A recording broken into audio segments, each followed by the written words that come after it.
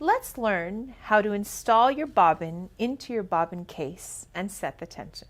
Placing your full bobbin in the bobbin case, you want to make sure that when you pull on the thread, this little notch is going clockwise.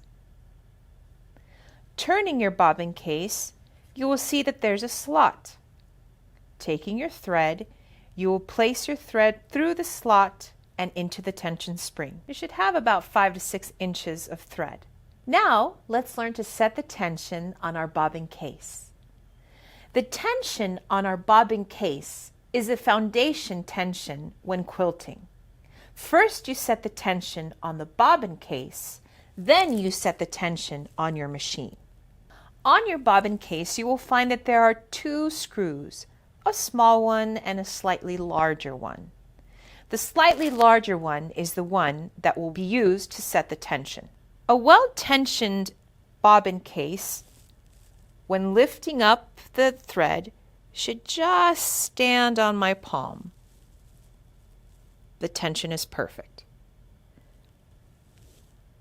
Let's look at what tension looks like when it's too tight.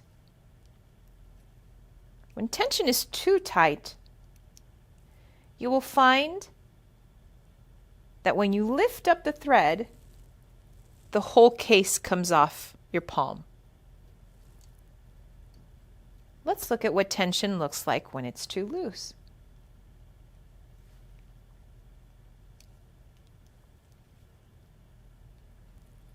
When pulling the thread, you will see that the thread just comes out way too easily, and there's no lift up of the bobbin case whatsoever.